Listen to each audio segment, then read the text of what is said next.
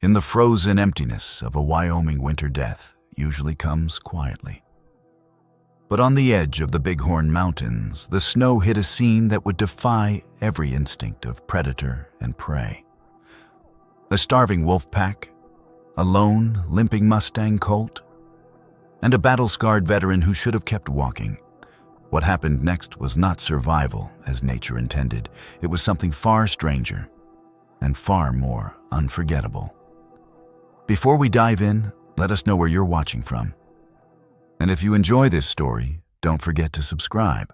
The sun was dying behind the jagged white teeth of the Bighorn Mountains, spilling a last diluted wash of gold across the distant peaks.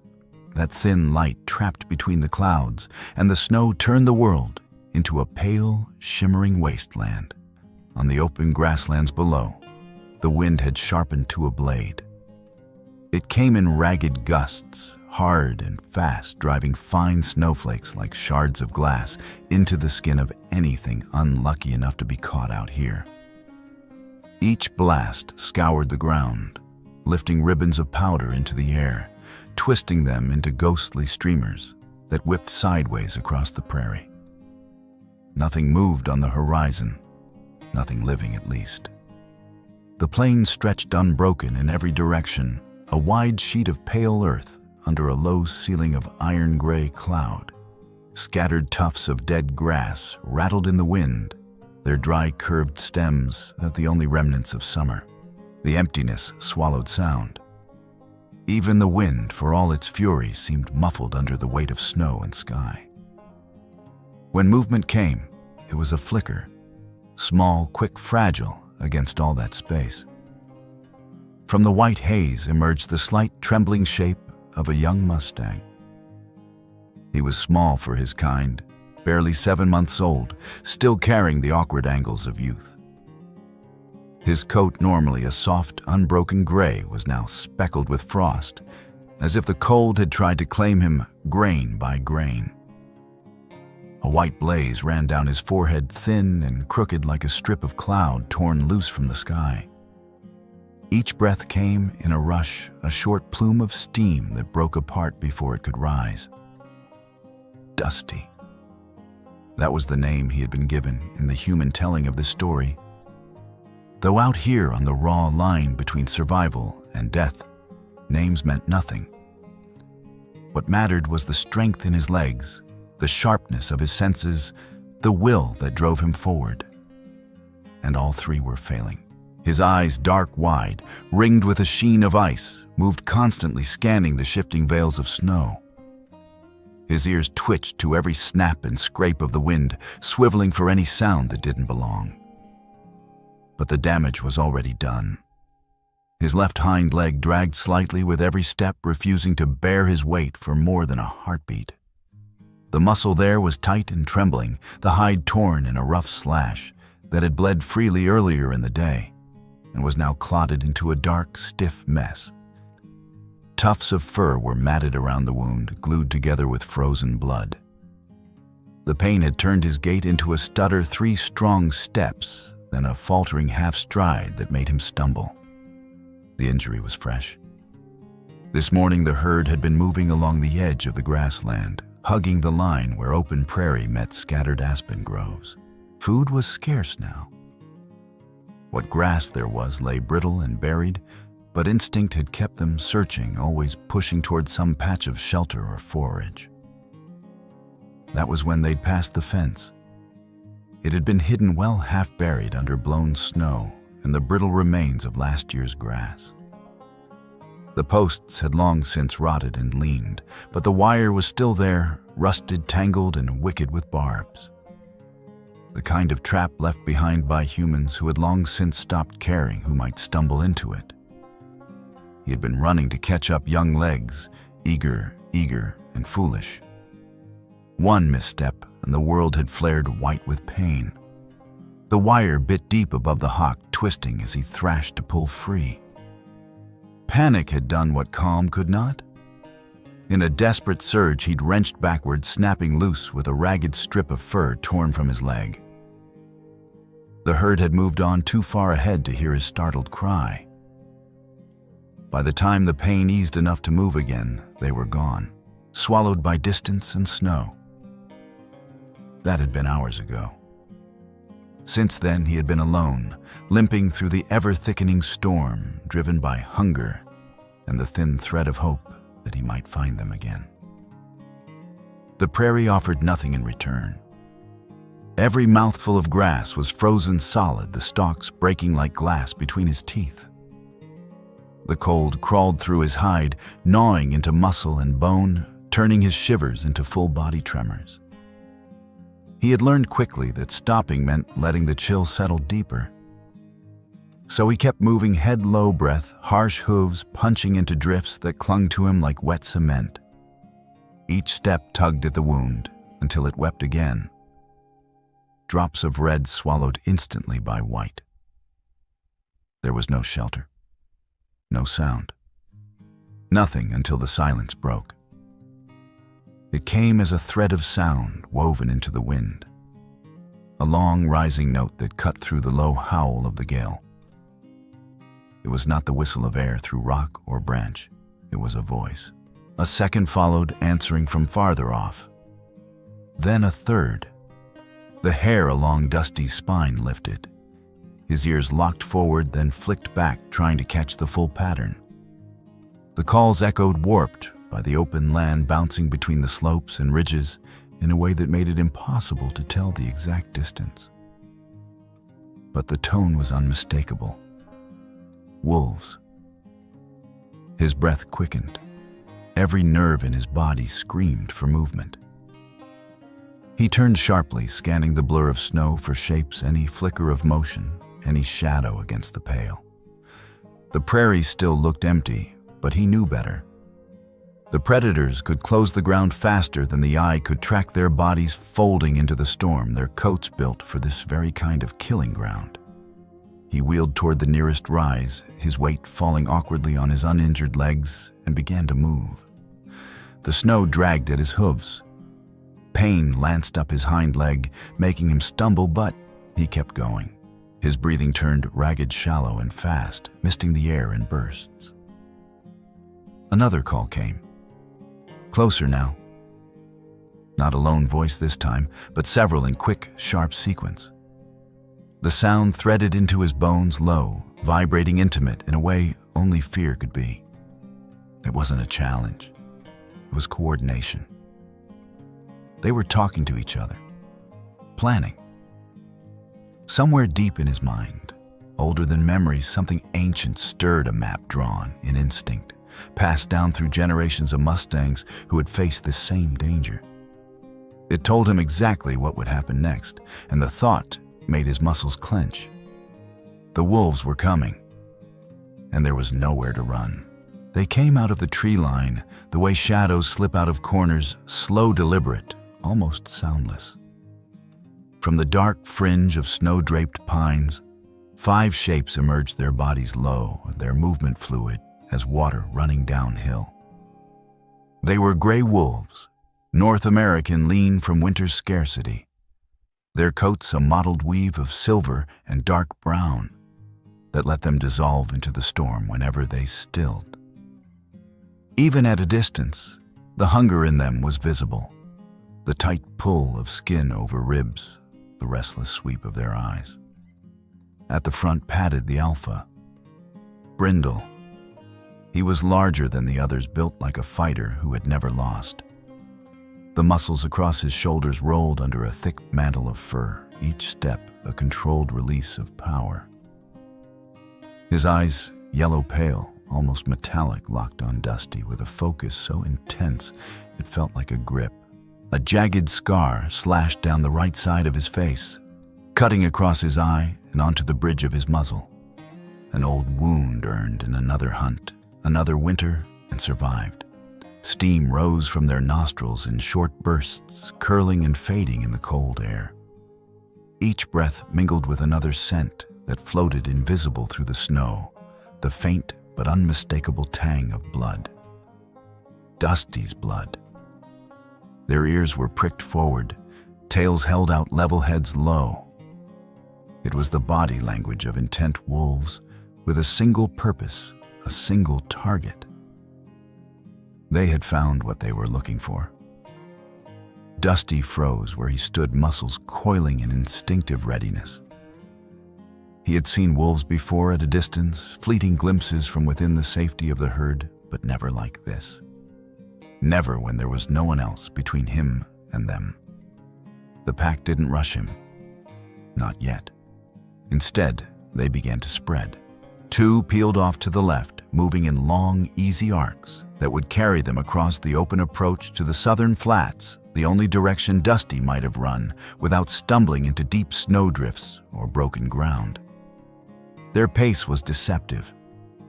Their paws fell so softly that not even the crust of ice beneath the snow betrayed them. On the right, two more wolves angled forward in a zigzag, weaving between the small hummocks and tufts of dead grass. They were using the land, keeping just enough cover to make themselves harder to track in Dusty's panicked peripheral vision. Brindle didn't take his eyes off him. He advanced head-on, a straight line across the white each step, a silent drumbeat. His paws pressed clean, deep prints into the snow, perfectly spaced.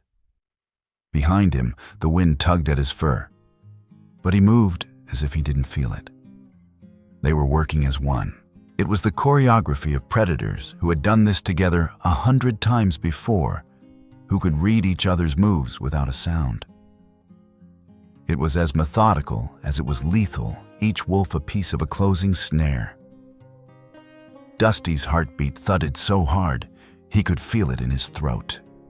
His breath came in ragged huffs, steam curling up past his muzzle. Every instinct screamed at him to run, but every step would have to fight both the snow and the fire in his hind leg. 10 meters. One of the wolves on the right broke the rhythm. With no warning, it surged forward, snow exploding from under its paws. The move was angled, coming not for his head or his flank, but his hindquarters. Always the back legs.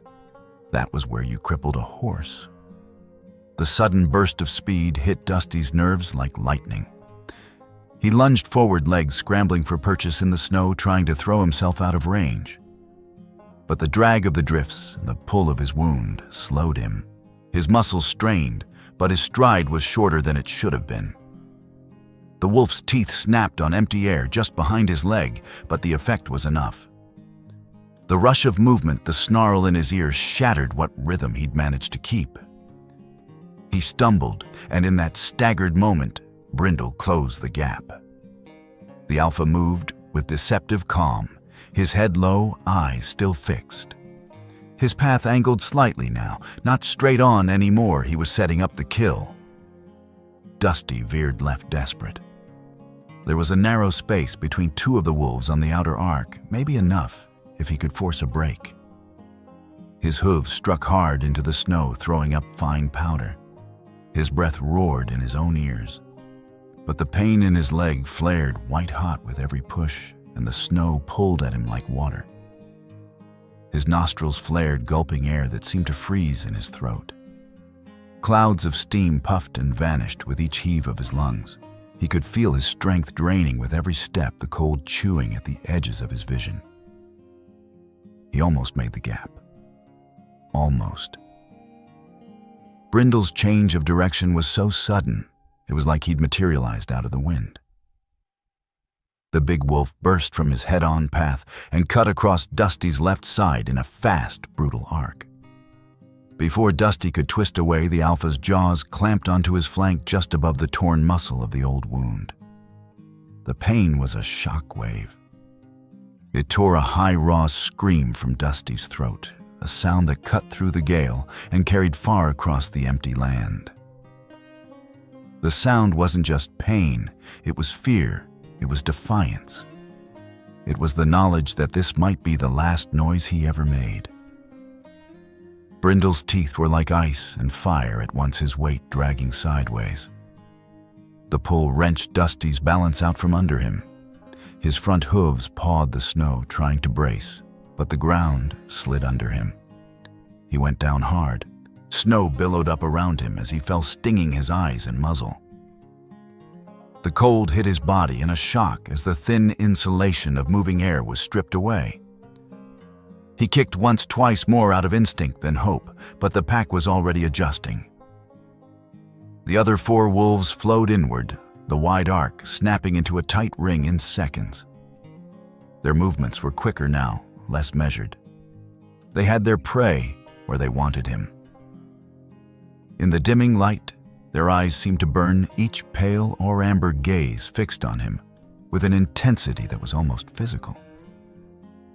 Their breath came fast, plumes of white breaking from their mouths as they circled, closing the space. The sound of them was a low-layered growl so deep it seemed to hum against the bones of the earth. Beneath that was the whisper of their paws shifting on snow, the soft crush of ice under pads. It was the rhythm of inevitability, the sound of a trap locking shut. Brindle still held his position at the flank, teeth-bared breath steaming over the dark mat of fur around Dusty's wound. He didn't move for the throat yet. The alpha decided when it ended, and until then, the others waited coiled like springs. The young Mustang's chest heaved, his sides slick with a mix of sweat and snow. His ears flattened against his head eyes, wide nostrils quivering. He could smell them, wild, sharp, metallic, with the tang of meat, and he knew in the deepest, oldest part of himself that they could smell his fear just as clearly. They were ready for the final rush.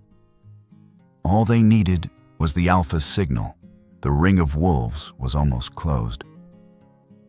Only a few strides of snow lay between Dusty's heaving chest and the flash of teeth waiting to tear him apart. The sound of their breathing and low growls filled the narrow gap, pressing in as tangibly as the cold air itself. Brindle's yellow eyes fixed on him, jaws poised to lunge. Then, a single gunshot cracked the air apart. It was sharp and deafening, the kind of sound that didn't just echo but punched its way across the frozen plain. It ricocheted from the cliff walls beyond, doubled back, and seemed to hang in the wind for a long, fractured second. Snow erupted just inches from the front paw of the wolf to Brindle's left, spraying up in a sudden white burst that glittered briefly in the dim light. The startled animal jerked back ears, flattening a low yelp torn from its throat before it swallowed the sound. The pack froze. Every head turned toward the source. Even Brindle halted mid-breath, his posture tightening. Surprise flickered through those yellow eyes, not fear, but wariness. Dusty's head snapped up in the same instant, ears swiveling, nostrils flaring wide. His breath, until now ragged and fast, caught in his throat for a heartbeat. For the first time since the hunt began, the air was no longer filled only with the scent of wolves and blood. There was something else human. From the far side of the open field, where the tree line rose in a jagged, dark seam against the snow, a figure emerged. He was tall, his build solid beneath a thick olive-green coat dusted with frost.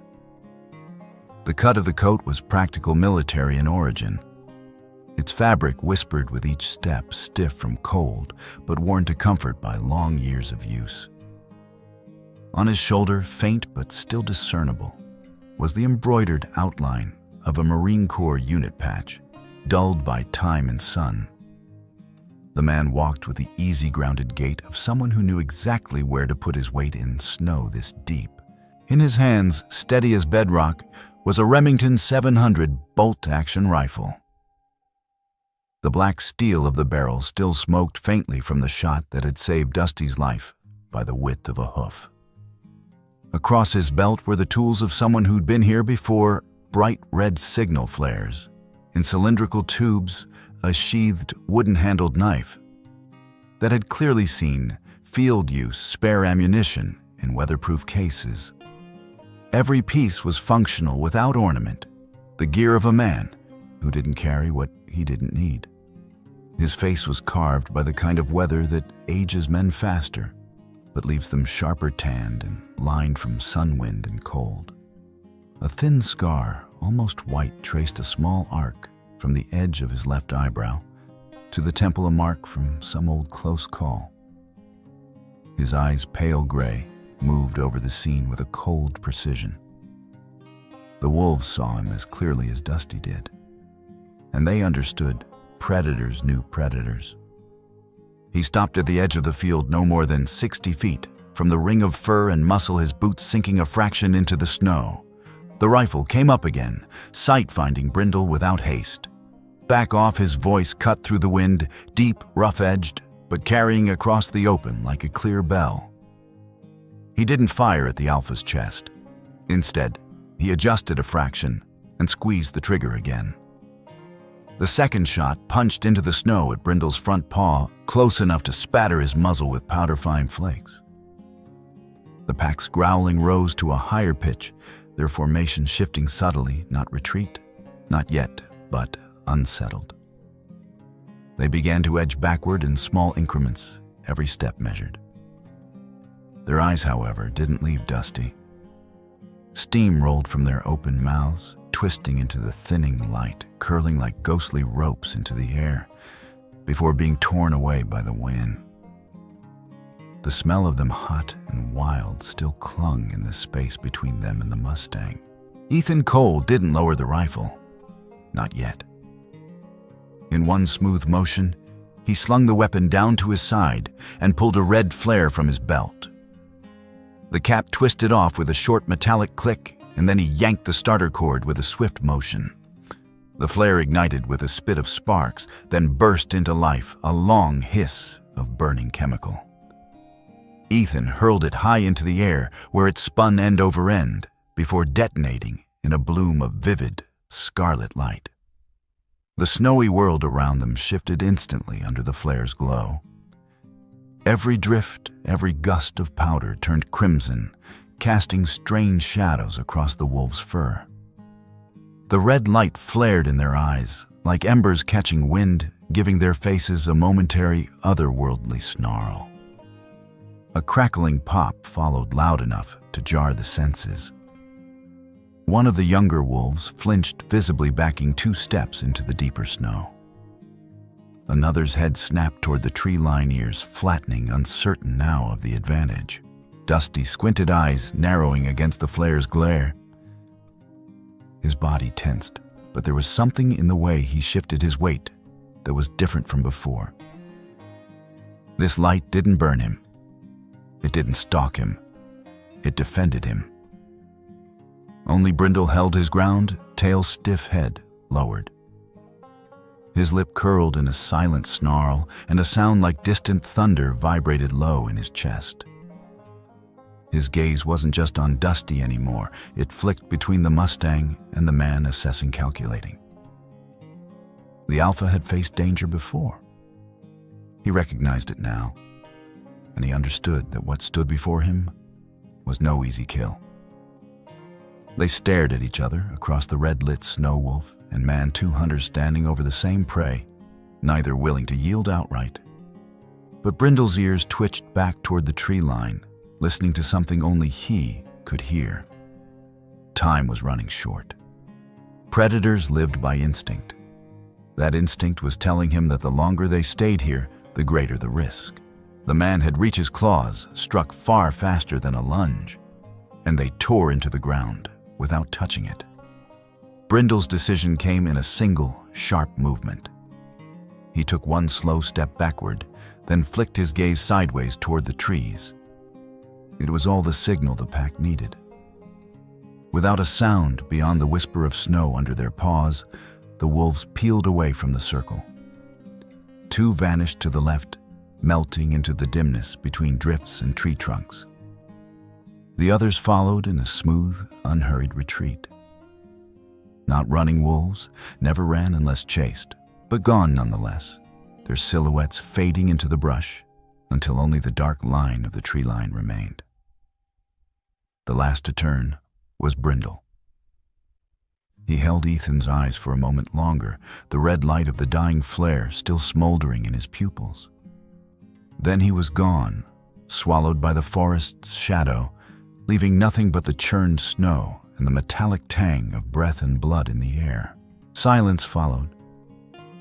Not true silence, but the return of the wind's unbroken voice.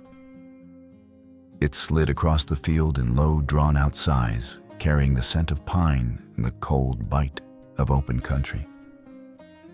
The tension that had thickened the air was gone, but it left behind a ghost of itself, a subtle hum in the chest. Ethan let the rifle's muzzle drop toward the ground, but didn't take his eyes off the tree line until he was certain no shape lingered there. His breath misted in steady plumes, calmer now, but still edged from the confrontation. The wolves were gone. The wind reclaimed the open plain, winding through brittle stands of frozen grass with a low, ceaseless hiss. It was not silence, never silence, but it was absence. The growl and shuffle of predators had slipped away into the dark timberline, leaving only the steady moan of winter over the snow. Dusty lay on his side in the drift, where Brindle's last attack had driven him down. His flanks heaved every breath, a sharp piston of movement beneath his skin. The soft hair of his muzzle trembled with each exhalation, casting out plumes of white vapor that coiled and vanished into the pale veil of late afternoon mist. His eyes wide, the whites showing in arcs around the dark, caught the fading light. Somewhere deep in their reflection was the tall shape of the man who had driven the wolves away. The pupils were dilated black pools, shifting, not yet willing to commit to what this new figure meant. He did not move, but every muscle in his body was a loaded spring. The wolves were gone, yes, but the instinct that had saved his kind for centuries whispered that danger didn't always come with teeth and fur. Sometimes it wore a different skin. Dusty tried to rise. The movement began with a sharp swing of his neck and a thrust from his forelegs. Snow slid from his back and neck in chunks as his chest lifted clear of the drift. But when his hindquarters followed his left rear hoof, struck the hard crust beneath the powder and pain, like a white-hot wire shot from the torn flesh of his hip up the length of his spine. His legs buckled. His nose dropped to the snow breath, hissing out in a short, frustrated snort. His ears flicked back and forth in rapid ticks, trying to follow the crunch of boots as the man began to approach. Dusty's lungs pulled in the air in uneven gasps. The scent was layered now, resin from the pines, the metallic tang of his own blood. And beneath it, all the warm, dry smell of a human wool gun oil, and the faint trace of wood smoke clinging to heavy fabric. Snow clung to his belly and haunches, wetting the longer guard hairs until they clumped together and hung cold and heavy. The warmth in his body was bleeding into the ground. Ethan Cole slowed his pace as he closed the distance. The rifle, still warm from the last shot, shifted into his left hand, angled down toward the snow. His right palm opened, fingers spread, and he held it out toward the Mustang, not to touch, not yet, but to show. Every step was measured a half-second pause between one boot sinking in and the next lifting free. The crunch softened to the point where it was almost part of the wind's rhythm. "Easy, boy," he said. His voice was low-pitched in that steady register that didn't startle animals or children. "I'm not here to hurt you." He didn't stare into the horse's eyes. He kept his own gaze just off to the side, glancing at the lines of the neck, the tension in the legs, the rise and fall of the ribs. Direct eye contact, he knew, was a predator's signal. This wasn't the time for that. The gap between them shrank foot by deliberate foot. But Ethan kept his approach from a diagonal, never straight on. Coming head first at a wild horse was an unspoken challenge. Angling from the side gave the animal more room to decide for itself whether to bolt or to stay. Dusty stood frozen. His hooves planted into the crust of snow might as well have been nailed there. The ears twitched first toward Ethan's voice, then toward some faint creak of ice in the trees beyond, then back again. His nostrils flared, drinking in the man's scent, even as his eyes stayed wide, pupils shifting, catching the glint of the low sun and the green shadow of the figure in front of him.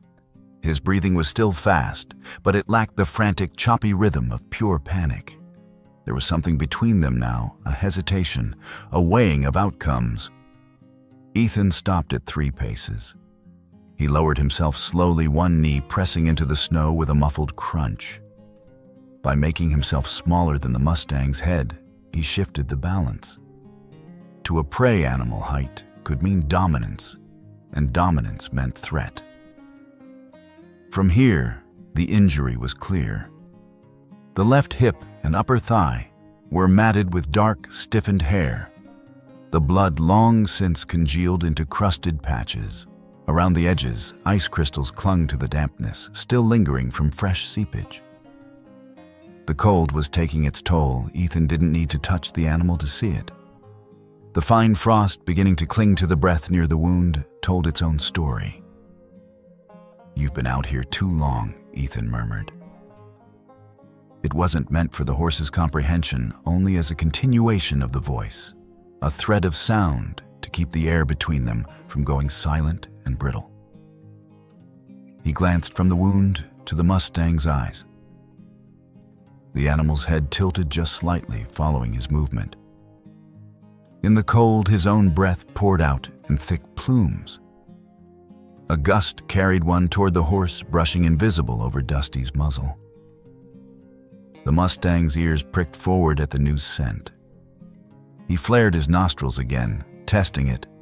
Not another stallion, not wolf. Something unfamiliar, but not edged with the scent of death. Ethan let the moment sit. In the vast, white openness with the timberline watching from a distance, the two of them breathed in the same small cloud of air. He knew the odds. A young Mustang in this condition alone, injured in the dead of Wyoming winter. If he left him here, the wolves would finish what they'd started the moment the scent trail crossed their path again. And if he tried to bring him in, there were a dozen things that could go wrong. Panic injury to them both, or the horse simply refusing to move. But doing nothing wasn't an option his mind entertained. Snow whispered under his boot as he adjusted his stance, the sound drawing Dusty's head up a fraction higher. Their eyes met for the first time, not in a challenge, but in a brief, unguarded moment. "You and me, kid," Ethan said softly. "Looks like it's our move." Ethan knew the colt wouldn't make it on his own. Not in this cold, not with that wound. The wolves had been driven off for now, but the wind and the dark would finish the job just as surely if he left him here. Hours, that was all Dusty had, before the cold locked his limbs and stilled his breath. He stepped back slow and steady until he reached the worn leather pack slung over his shoulder. Kneeling into the snow, he tugged the zipper open. His fingers, already stiff from the chill, brushed the heavy folds of a wool army blanket, thick gray-green, smelling faintly of gun oil and wood smoke from too many nights spent beside campfires. Underneath, coiled neatly in the bottom, lay a length of hemp rope. The fibers were frayed in places, stained with years of work, but the twist was still strong. It had hauled gear-lashed tarps and once or twice served as a makeshift halter for other reluctant animals. It would serve again now. He shook the blanket out in a quick snap, letting the folds fall heavy over his forearms.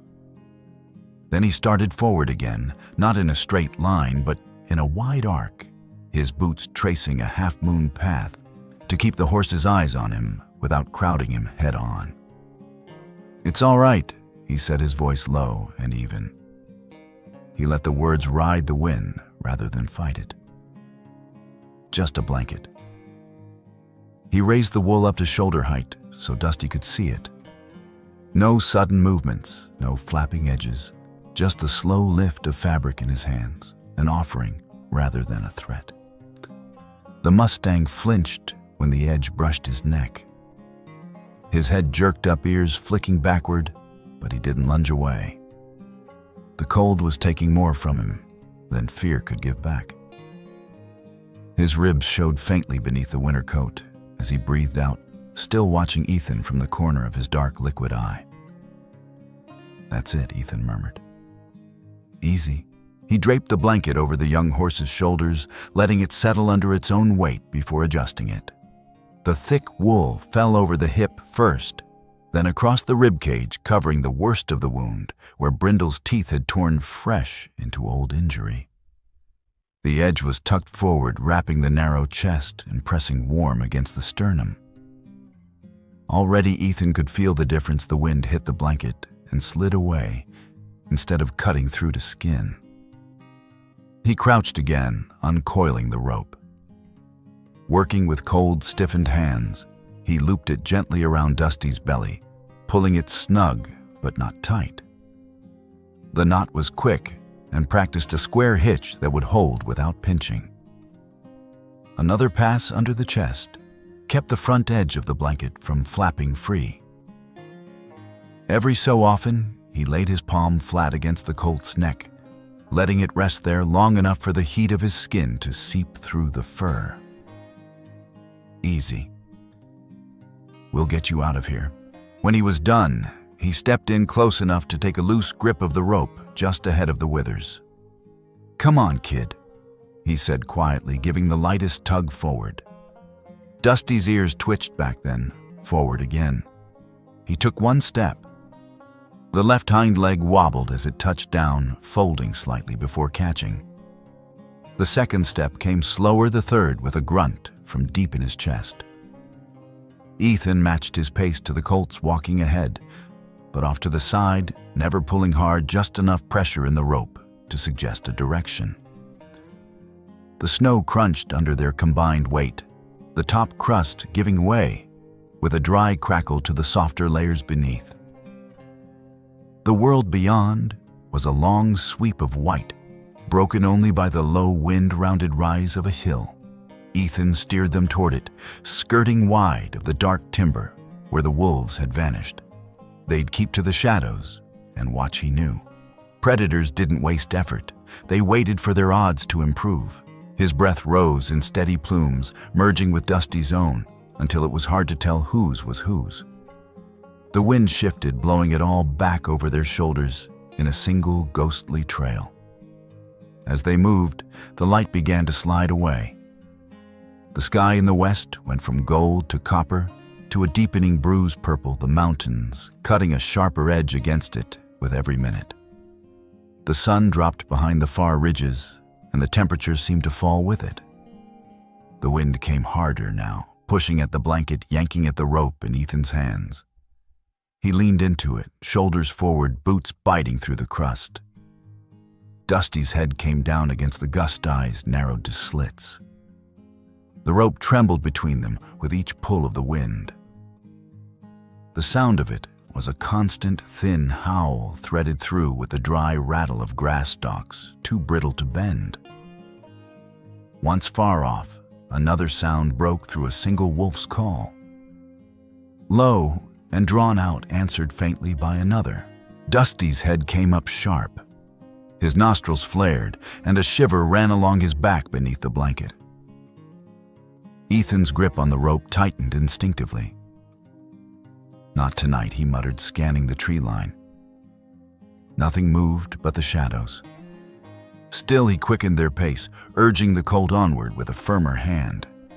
Every step was a negotiation, man and horse, finding a rhythm that didn't leave one dragging the other. The snow deepened in places, and Ethan took those first, breaking a path so Dusty could follow in his footprints. When the colt faltered, Ethan would stop just long enough for him to catch his breath before pushing on again. He could feel the dark coming. In the open country, daylight didn't fade in minutes. It bled out across the sky in one long sigh. But when it was gone, and the cold that came with it was the kind that bit straight to the bone. Somewhere ahead, invisible in the swell of the land, his cabin waited, small, drafty, but with 4 walls, a stove, and the promise of warmth. If they didn't make it before night truly fell, the wolves wouldn't be the only danger. Almost there, Ethan said, though he couldn't yet see the place. His words were for the horse, but maybe for himself too. Behind them, the wind erased their trail as fast as they made it. It had taken the better part of an hour to cover what should have been 15 minutes. The snow swallowed their progress, every step dragging at Ethan's boots and Dusty's weary legs. By the time the trees began to thicken around them, the cold had taken on a heavier edge, settling into Ethan's shoulders like wet stone. Through a break in the pines, a small clearing appeared, hemmed in by the dark, resin-scented columns of old-growth timber. Nestled back in the shadows, half buried under the weight of winter, stood the cabin. Its plank walls were weathered to a soft gray, the wood grain raised and rough from years of wind and snow. A thick quilt of snow lay across the pitched roof, sagging slightly at the eaves. From the short stovepipe chimney, a thread of smoke curled into the night air, thin, pale, and almost shy against the darkness. The sight of it made something in Ethan's chest unclench. To the left, half collapsed under neglect, stood the corral and a squat timber-sided stall. The gate hung open, its hinges rusted to the color of dried blood, the top rail missing in one span where some long-gone horse had probably tested its strength. The air here was different. The wind still moved through the branches, but its bite was softened by the shelter of the trees. Beneath it lingered the smell of pine-pitch old hay and the faint, smoky warmth drifting from the cabin. Dusty halted just inside the clearing, breath streaming in steady clouds, ears flicking forward then back again. His nostrils widened as he drew in the new scents, trying to place them. Somewhere in that mix was safety, but the wild in him didn't yet trust it. Ethan stepped ahead and angled toward the corral. The snow here was trampled in spots from his own comings and goings, the crust broken and refrozen into uneven patches. When he reached the stall, he pushed against the gate. The hinges complained in a long, rusty groan. "Easy now," he murmured over his shoulder, taking up the rope again. He gave the lightest pull, stepping aside so Dusty could pass through the doorway without feeling crowded. The colt hesitated, head high, ears pricked. The scent of old wood-dry earth and stale straw met him at the threshold, strange enough to trigger caution, but not enough to send him backing away. His hooves found the packed earth floor, the sound a dull thud after the endless crunch of snow. Inside, the space was bare, except for a mound of old straw pushed into a corner brittle with age. Ethan set the rope over a rail and crossed to a canvas feed sack propped against the wall. He dragged it into the center and tore the twine loose with a practiced twist of his fingers. The smell of fresh, sweet hay filled the stall in a way that seemed to ease the tight set of Dusty's neck. He spread it into a thick, soft mat over the floor, building it deepest where the colt might choose to stand or lie down. Each armload muffled the chill from the ground a little more. From the far corner, he hauled out a dented metal bucket. The old handle creaked as he carried it toward the cabin, where a tall, insulated jug sat just inside the porch. Warm water sloshed gently as he poured it in the steam, curling up into the winter air. He set the bucket down within easy reach of Dusty's nose. The horse took one tentative step forward, sniffed the rim, then drew back again. Ethan didn't press. He knew better than to force the first drink the warmth in the water would hold, and thirst would win soon enough.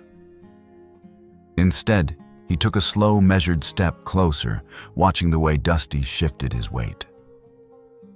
The colt had retreated to the farthest corner rump, angled to the wall, shoulders tight.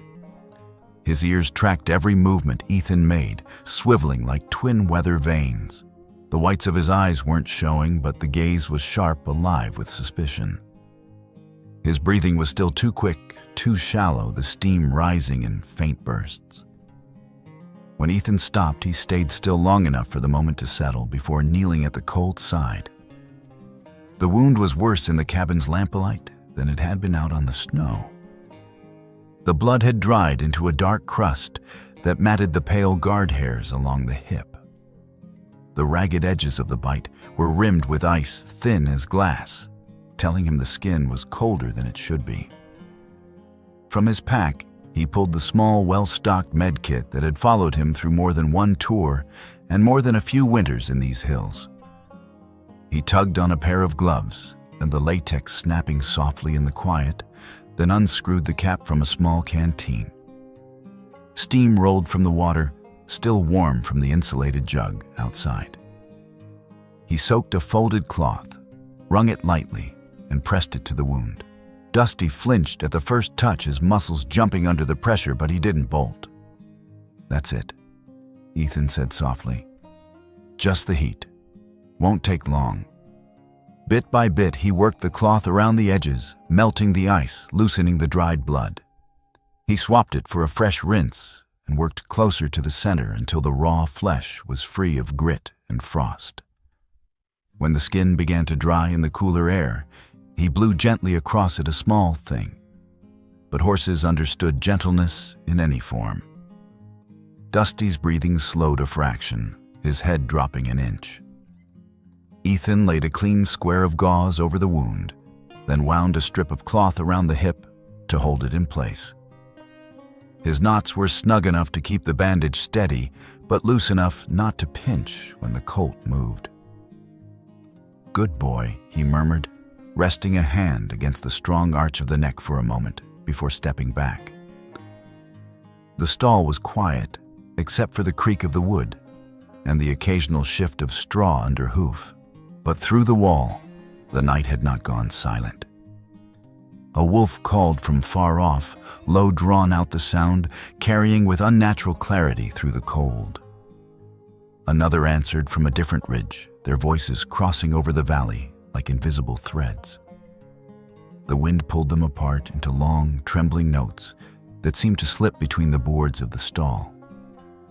Ethan paused in his workhead, turning slightly toward the sound. He could almost see the trails out there, winding through the snow, fresh tracks already drifting full. Dusty's ears pricked at the calls, his body tensing, the lines of his muscles shifting under the blanket. Ethan reached for the rope not to pull, but to let the colt feel the steady presence at the other end. Inside the stall, the air was warmer now, not by much, but enough to soften the edge of the cold. The fresh straw held the heat from Dusty's body, a small bubble of warmth in the dark. The smell of hay, horse sweat, and faint pine pitch filled the space. Outside, the wind scraped over the roof, rattling the loose edge of a shingle. Snow slid off the eaves in a soft hiss. Beyond that, the forest moved in its own slow rhythm, each sound a reminder that the safety here was borrowed, not guaranteed. Ethan closed the stall door, pulling the latch home with a dull click. In the dim light, the colt's eyes caught the reflection for a moment, two bright points before the shadows took them back. It wasn't much, not walls thick enough to keep out the cold forever, not a fortress against what roamed the dark, but for tonight it would do. And in a winter like this one, that was as close to safe as either of them could ask for. The forest was different in the morning. The light came thin and pale, filtering down through the tall black pines like water through cracked glass. It struck the snow in soft, fractured shapes, every drift and mound glowing faintly under the weak touch of the sun. Ethan stepped out from the cabin's porch, his boots crunching into the crusted surface. The sound carried far in the stillness, too far. It was the kind of morning where even a breath felt loud. The air was sharper than it had been in the dead of night, the cold finding seams in his jacket and knifing in against his ribs. His fingers, even inside lined gloves, prickled with that familiar ache that meant the blood was working harder just to keep them moving. From the stovepipe above the cabin roof, a thin ribbon of smoke still rose, curling lazily into the brittle sky. It smelled of pine sap and old oak, steady grounding. But beneath it, there was another scent. Fainter, wilder, the tang of something that didn't belong inside a man-made clearing. He stood for a moment, letting his eyes sweep across the tree line. The silence wasn't peace. It was the kind of quiet that followed a presence, not the absence of it. He started his circuit of the cabin, habit and instinct, guiding him in a slow, wide loop. The snow was unbroken in most places, the drifts lying smooth and untouched. But as he rounded the side nearest the stall, the ground told a different story. Near the low rail fence, the surface was pocked with deep, clean imprints. The edges of each print were still sharp and the powder undisturbed by wind. Ethan crouched and traced one with his gloved fingers. The shape was unmistakable: 4 splayed toes, the narrow pad, the slight taper at the back.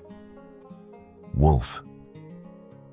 A bigger set led the approach, the stride long, deliberate. Flanking them were smaller tracks, maybe 3 sets lighter, closer together. Pups or yearlings. Not lone hunters. A family. A pack. He shifted his gaze a few feet closer to the stall's shadow and saw the darker depressions in the snow ovals where something wet had met the frozen crust. He leaned in. The marks glistened faintly in the cold light. Nose prints. They came right up to it, he muttered under his breath. He glanced toward the stall door. The nearest nose mark couldn't have been more than 2 yards from where Dusty had been standing. That close enough for scent and sound to be almost overwhelming for an animal already wounded. Ethan lowered himself fully to one knee and pressed his palm lightly against a fresh print. The powder beneath was still firm with ice, not yet softened by sun. They hadn't been gone long. A few hours, maybe less. The thought worked through him like a slow, unpleasant current. He straightened eyes, flicking again to the dark line of trees. Nothing moved. No flash of fur between the trunks, no ripple of shadow against the snow. But that didn't settle him. If they'd come this far under cover of darkness, there was nothing stopping them from trying again.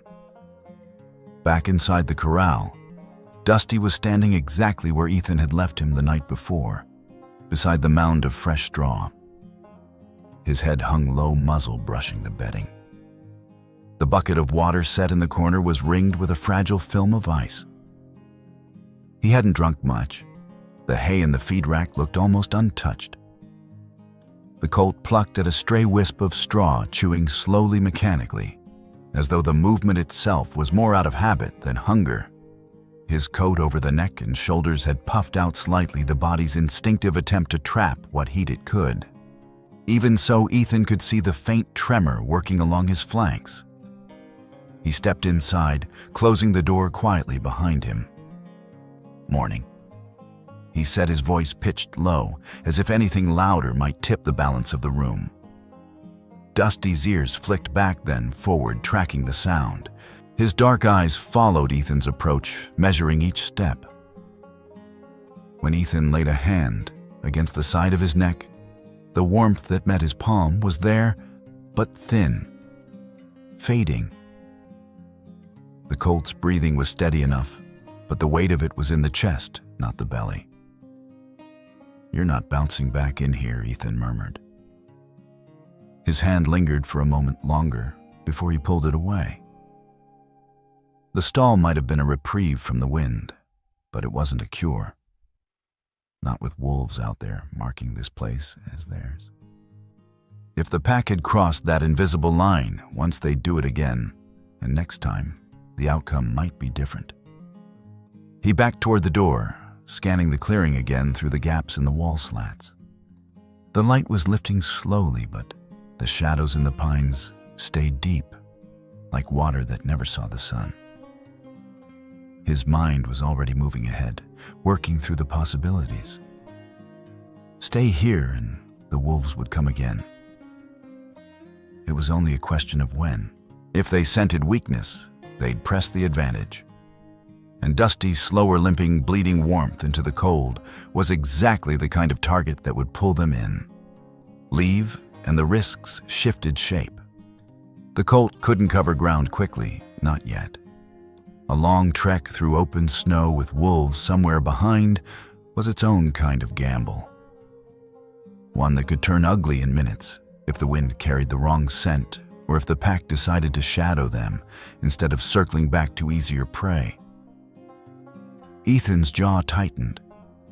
He thought of the prints in the snow, the sharp edges of them, the damp shine where the noses had pressed. They were scouting testing. Not desperate yet, but curious. He let out a slow breath, the cloud of it drifting toward the colt before the air swallowed it. "We're getting you out of here before they come back," he said finally, the words low, but hard-edged. Dusty lifted his head slightly, the faintest pricking of his ears at the sound of Ethan's voice. Ethan didn't expect the horse to understand the words themselves.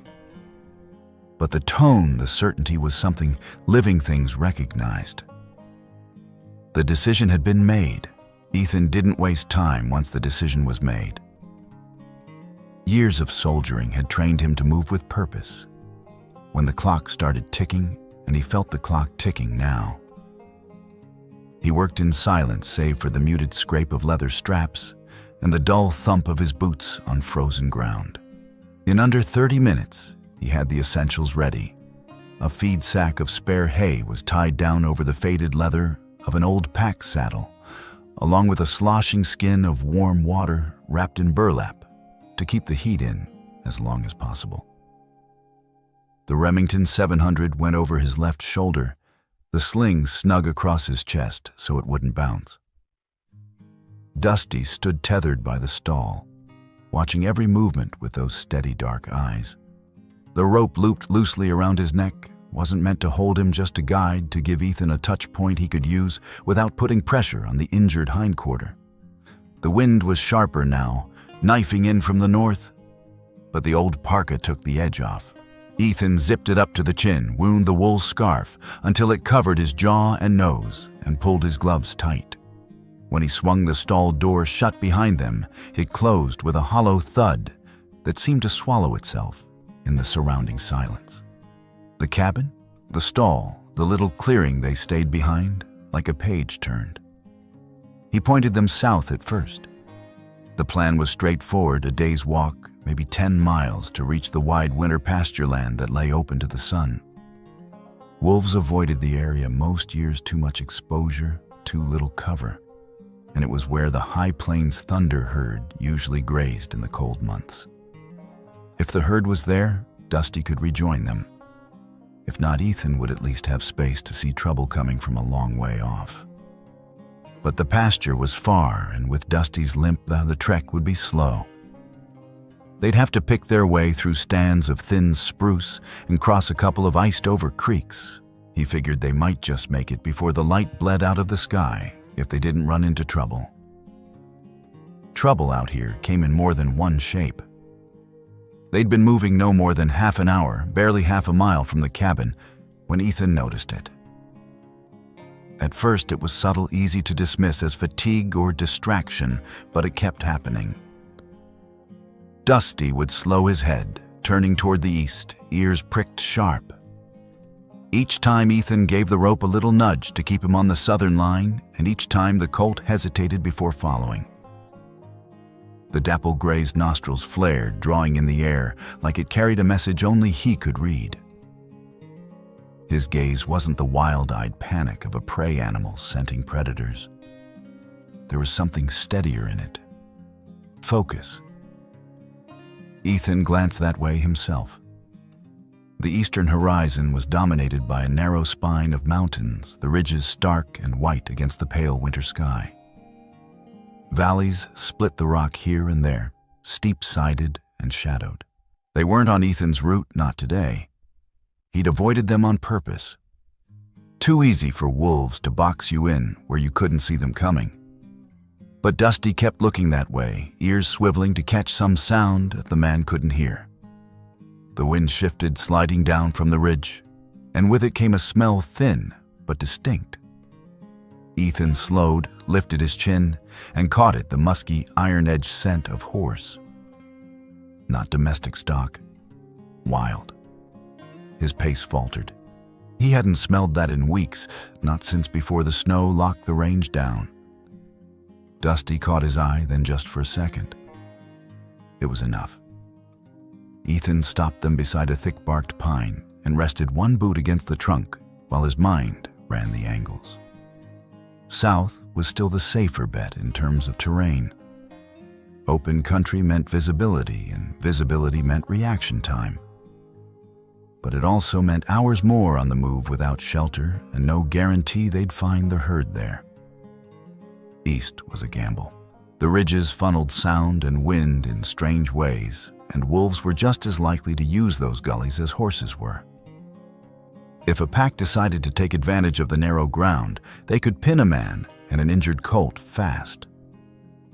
But if Dusty was catching scent of his own kind, if his herd had wintered down there, then the risk might be worth it. Ethan had learned a long time ago, in a place much hotter and drier than this one, that animals often knew the ground better than men. In Afghanistan, it had been goats and feral dogs, their ears and noses telling the truth about what lay beyond the next wadi, long before human eyes could confirm it. Out here, a Mustang's instincts might serve the same purpose. He studied the ridgeline another moment, then eased the rope in his hand until it went slack. "All right, kid," he said, his breath hanging between them in a pale cloud. "Lead the way." Dusty blinked slowly, then shifted his weight and angled east, the limp still there, but the step a fraction more certain.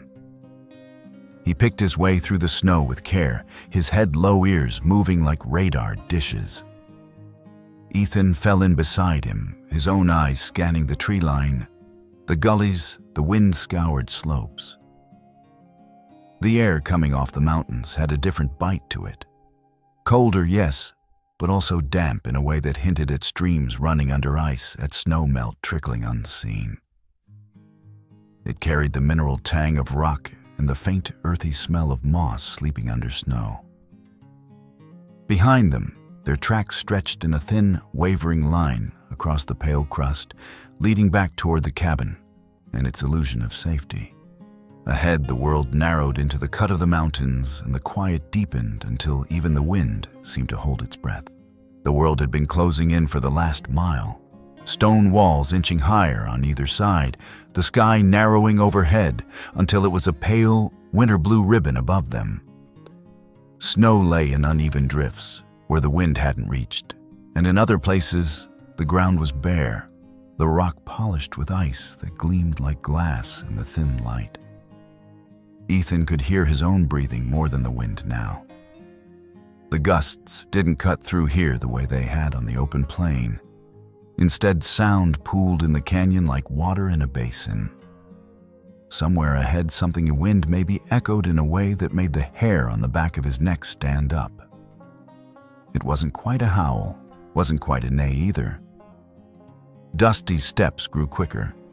The colt's ears were locked forward, his head stretching toward the sound nostrils, working furiously. Ethan tightened his grip on the Remington sling, letting the rope go a little looser so Dusty could lead without feeling jerked back. The canyon bent hard to the right, the walls pinching close enough that Ethan could have touched both sides if he'd stretched his arms. Ice glazed the rock here, a thin frost halo catching the light. The sound ahead, whatever it was, grew sharper. Ethan slowed his pace boots, crunching on a crust of snow. Then they rounded the curve, and the canyon broke open. It was a space maybe 50 yards across a natural amphitheater, carved out by centuries of wind and water. Steep walls ringed it, climbing high enough that the winter sun barely brushed the top edges. Snow lay in patches against the rock, but the center was mostly bare stone, scraped clean by hooves and claws. And those hooves and claws were here now. 6 Mustangs, 4 mares, a rangy yearling, and a massive black stallion with a mane like a storm cloud were pressed into the far corner, their rumps nearly touching the wall. The stallion stood ahead of the others, head high, neck arched, teeth bared in a gaping, furious whinny. His breath steamed in heavy bursts, legs stamping in place, daring something to try him. That something was a pack of wolves. At least 8 of them, lean and gray, and moving with the eerie cohesion of creatures that knew exactly what they were doing. They were strung in a crescent, each step forward, shrinking the horse's space against the wall. A pair of smaller wolves ghosted along the flank, slipping toward the rear where the mares and yearling huddled. The air was wired with tension, a kind of static that made every muscle want to move, but held everything frozen. Ethan could hear the rasp of breath from both predator and prey.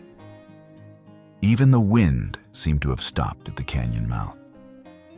Dusty froze beside him, then threw his head high and let out a piercing, rolling neigh. The sound shot up the canyon walls, ricocheted back, and came again like an answering call. And there was an answer, more than one. The trapped herd cried back in overlapping voices, the notes sharp and urgent, and a recognition. The colt's whole frame quivered, but not with fear.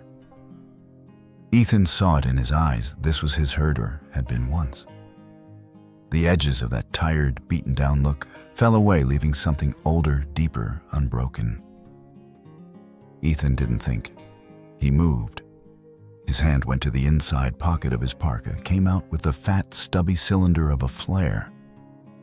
He yanked the cap, twisted, and the thing screamed to life with a burst of scarlet fire. He angled it high, squeezed the trigger, and it shot into the air, trailing a comet tail of sparks. The flare burst overhead, painting the canyon in angry red. The wolves' flinched eyes catching the light in green-white glints. A few backed off a step, hackles high, uncertain. Ethan dropped to one knee, swinging the Remington off his shoulder in the same motion. He racked the bolt, settled the sights, not on a wolf, but on the patch of stone inches in front of the biggest one's muzzle, and squeezed. The rifle's crack went off like a thunderclap in a cave, slamming into the walls and bouncing back in a series of rolling booms. Snow sifted down from the ledges. The wolf in front leapt back with a startled snarl. 2 more broke from the line entirely, trotting off toward the shadowed edge. For half a heartbeat, Ethan thought he'd bought them enough room. Then movement flickered at the edge of the pack, low, fluid, purposeful. Brindle. The scarred alpha from weeks before flowed into view like smoke, solidifying into muscle and teeth. His coat was mottled gray, and brown eyes fixed not on Ethan, but on the black stallion at the herd's head. More shapes followed him, the rest of his core pack filtering in from a side cut in the rock. This wasn't retreat they'd been circling. Son of a bitch, Ethan muttered under his breath. Brindle's growl was low and deep, a vibration that seemed to hum in the bones. He crouched, shoulders bunching, then exploded forward toward the space between Ethan and the herd. That broke the moment. The canyon erupted. Wolves poured in from both sides, splitting into 2 groups. The first drove straight at Ethan, teeth flashing, forcing him to backpedal, even as he snapped the rifle up for another shot. The second curved toward the mare's jaws, reaching for flanks and hocks. The black stallion lashed out in a blur, his hind hooves cracking into the ribs of a wolf that spun away, yelping, legs folding. One of the mare's sleek chestnut darted to shield the yearling, but a gray missile of muscle latched onto her foreleg. Dusty moved before Ethan could. The colt lunged across the stone body, twisting in midair so that his shoulder took the brunt of the wolf's leap. They went down in a tangle, the wolf snapping for purchase, Dusty striking with his forehooves at close range. Ethan's world narrowed to moving shooting. Moving again. He put a round into the rock by a wolf's forepaws, another into the dirt between 2 more that tried to rush him together. The concussions battered the air, mixing with the ring of hooves and the guttural snarl of predators. Somewhere in that chaos, The acrid bite of blood hit his nose.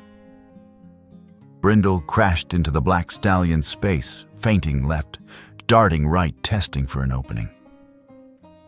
The stallion met him head-on, ears flat, teeth slashing. They collided chest to chest with a sound like two logs smashing together, Brindle twisting away just in time to avoid a killing bite.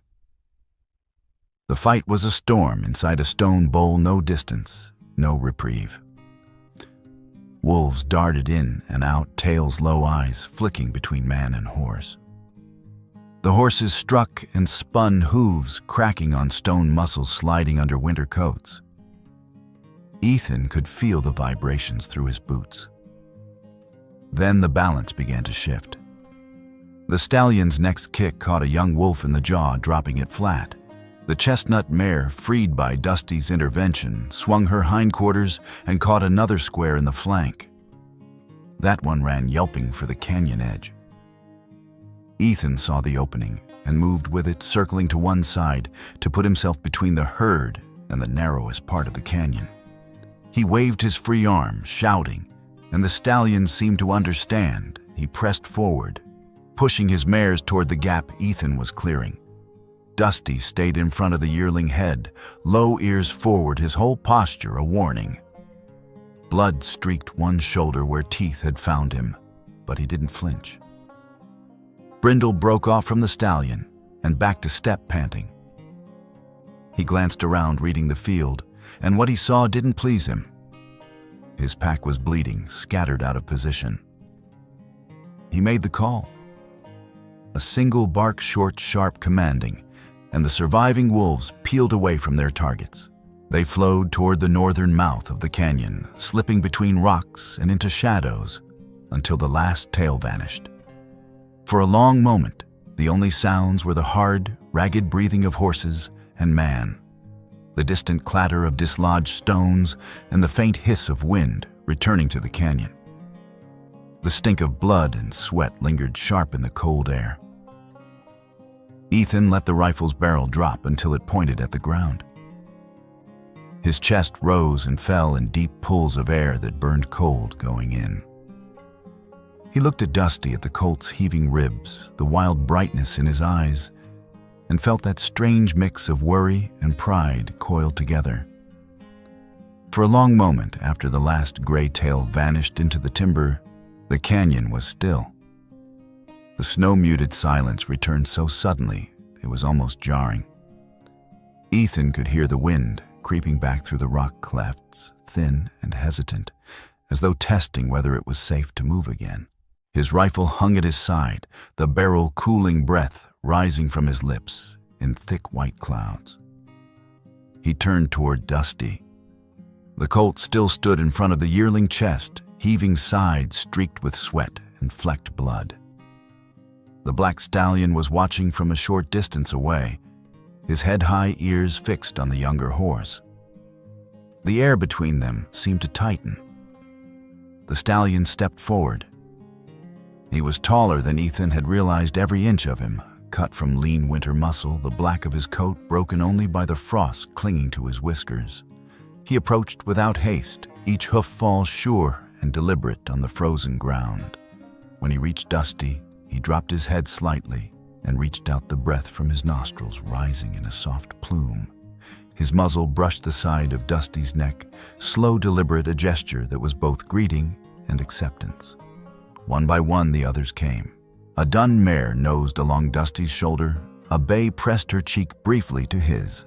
The yearling gave a quick, nervous sniff before tucking itself behind its mother again. They circled him in loose turns, each making contact in some way, a brush of flank, a canted ear, the quiet rumble of a breath. It was ritual, ancient and instinctive, something Ethan knew he was lucky to witness. At first, Dusty stood rigid, ears, twitching eyes, darting as though still expecting danger to lunge from the shadows. But as the touches came, familiar sense remembered warmth, something in him let go. His head dipped a fraction, his jaw loosened, and a long, slow exhale shuddered out of him. It was the sound of a body finally conceding it was safe. Ethan had been standing a few paces back, one hand resting on the rope still looped loosely around Dusty's neck. Watching that moment sent a strange twist through him. Relief, yes, but threaded with something heavier. This was what they'd fought for. This was why he'd led the colt through storms and shadows. And now that they were here, it was his turn to step aside. He stepped forward, closing the space until he was beside Dusty's shoulder. The herd shifted, making room without moving far. He lifted the end of the rope in one gloved hand, fingers finding the knot at the back of the colt's neck. For a second, he just held it, the rough fibers cold under his touch. "You're home now, kid," he said quietly. The sound of the knot slipping free was small, but it cut through the stillness like a marker on a map, an exact point where one path ended and another began. He let the rope fall into his palm, then coiled it slowly, his gaze never leaving the horse beside him. Dusty didn't move at first. He stood square, looking straight at Ethan. Their breath mingled in the thin space between them, curling upward in twin streams. The eyes that met Ethan's weren't the wary, guarded ones he'd seen in the snowstorm days ago. They were steady now, deep in a way that defied easy naming, part gratitude, part reluctance, part something older that might have been trust. Ethan felt a knot in his own throat and masked it with a small nod. His lips pressed into a thin line. He knew better than to make the moment into more than it was. Wild things belong to the wild. The black stallion gave a short clipped neigh and the herd stirred. Heads lifted, ears flicked, bodies angled toward the open slope leading southeast out of the canyon. The stallion moved first, hooves crunching on the hard snow. Two mares fell in behind, then the yearling. Dusty hesitated only a breath longer. He stepped back once, then twice, as though testing the pull of an invisible tether. And then, without looking back, he turned to follow. His stride was uneven, the injury still there, but his head was high now, his tail lifting in the wind. Within seconds, they were swallowed by the misting snow. The sway of manes and the swish of tails blurred, then vanished into the white. Their hoofbeats faded until even the echoes gave out, leaving only the faint hiss of snowfall. The space they had occupied felt abruptly, impossibly empty. Ethan stood alone in the middle of the canyon, the wind catching the hem of his coat and snapping it against his legs. The noise was loud in the absence of anything else, flapping fabric drowning out even his breathing. For a moment, he stayed where he was, as though moving might break the thin film that still connected him to what had just happened. What he'd witnessed sat somewhere between instinct and miracle. Predator and prey had collided here. Man and wild horse had fought side by side. And now, just as suddenly, they'd separated, each returning to the world that made them what they were. Satisfaction tugged one way, hollow absence the other. He let both feelings stay, neither given more weight than the other. This was the deal you made when you walked into the wilderness. You were allowed to touch it sometimes, even to change it, but never to keep it. Eventually, the cold needled its way back into his awareness. He shifted the rifle to his shoulder and turned toward the canyon mouth. His boots crunched over the snow, leaving a trail that joined the faint, parallel set of prints left by Dusty's hooves. They stretched out together behind him, man and horse straight as drawn lines toward the heart of the canyon. The wind picked up. Snowflakes began to fall harder, driven sideways, settling in the depressions their feet had left. By the time he'd gone 50 yards, the prints behind him were already softening edges, blurring into the white. At the tree line, he paused. The forest ahead was dark and close branches heavy with snow. Behind him lay only a blank sheet where, moments ago, there had been living proof of what they'd done together. He turned once more toward the southeast, toward the place where the herd had disappeared.